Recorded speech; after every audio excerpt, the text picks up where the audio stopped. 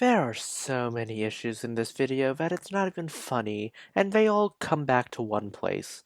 Full disclaimer, I am no historian, I'm just a half Chinese person.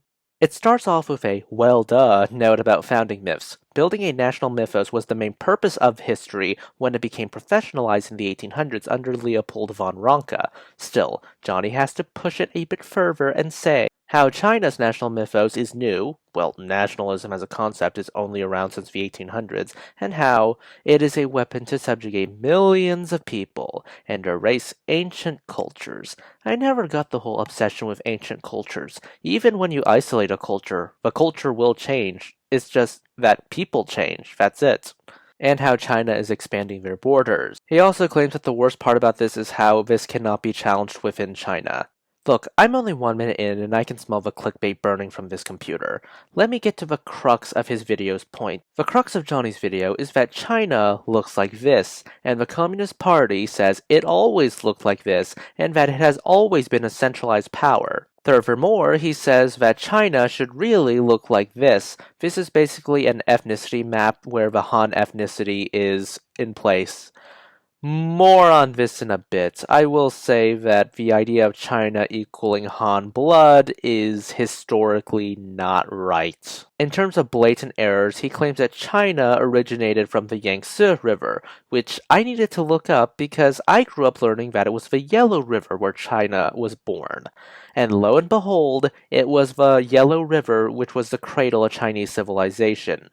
Harris goes through the whole China is whole again, then it broke again bit. He seems to go through a phase where he points out mundane facts that pretty much everyone knows with utmost excitement. Harris goes so far as to claim that China isn't a perpetually unified entity that China claims they are, in which case, what Chinese person is claiming that China was a perpetually unified entity? Everyone in America learns about the dynastic cycle, and everyone in China knows about it. And of course, one of China's most famous novels deals with the Han Dynasty collapsing and the three kingdoms arising, each one trying to claim to be the true successor of the Han Dynasty. I mean, Romance of the Three Kingdoms has been adapted in China over and over, and I think I made my point right now. Then we get to the most annoying part of this video, the 1800s, where Johnny talks about how the European powers plus Japan were carving up China, and I find myself wondering one thing. Where was the Qing Dynasty in this discussion? If you had never seen a video on Chinese history before Johnny's video, you probably expected China was divided into like a bunch of small principalities and kingdoms, each one at each other's throats, and then the European powers just swept in and started carving them up. Which, no. There was an empire. Granted, a divided empire, but still an empire. I can't help but feel an implication. It seems to me that Johnny thinks China didn't know how to play the game of empire before Europe came along, which is so bizarre. China interacted with European powers before the 1800s. This is a border dispute between the Russian Tsardom and the Qing Dynasty. This right here is a peace treaty drawn up by Jesuits from the court of the Kangxi Emperor and some Polish guy who knew Latin for the court of Peter the Great and Ivan. Then we jump straight to the 1900s, and I had to watch this section multiple times to see if they mention anyone else but the communist. And probably the most egregious error so far, he gives credit to the Chinese Communist Party for Chinese nationalism. What on earth? There is not a single mention of Sun Yat-sen and his activities as the father of Chinese republicanism. There is not one mention of the three principles of the people at all.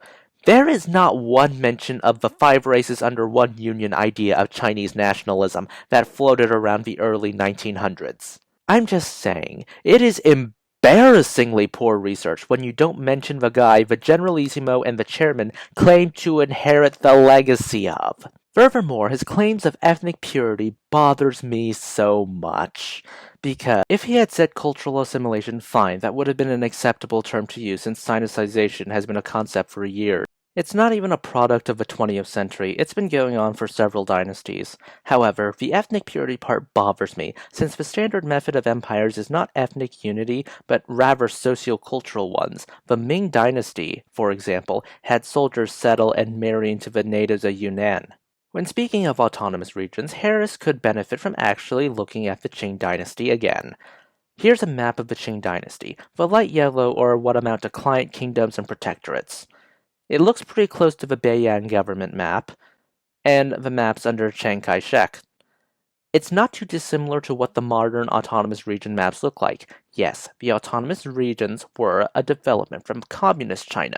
At the same time, there is a certain level of administrative division continuity throughout the governments. I can't help but wonder if he approached the topic of Chinese expansion by looking at how America expanded from 13 colonies into 50 states and multiple territories. It certainly feels like this was the methodology he used. I draw this conclusion based off of how he talks about Xinjiang and how the street signs are not in any Chinese language. Had he bothered to talk about the Qing and the Republic, he would have known that the empire was not a monocultural, monoethnic, monolingual state. It makes far too much sense how the early Republic of China framed itself as the successor of the Qing Empire. After all, they had to get the mantle of China from somewhere. And how 5 races under one union was incorporated into the flag of the Republic of China at the time. Thus, the Republic had to turn from what amounted to the imperial core, the imperial protectorates, client states, and vassal states, and then turn them all into a functional republic. The mere context of the empire and its military protectorates trying to turn themselves into a fully functioning republic makes so much more sense for what he covers next. He talks about Xinjiang, and he talks about Tibet, but he doesn't talk about them in the context of their relationships with the Qing Empire, the Republic, and later the People's Republic. That's it for this video. I'm done here.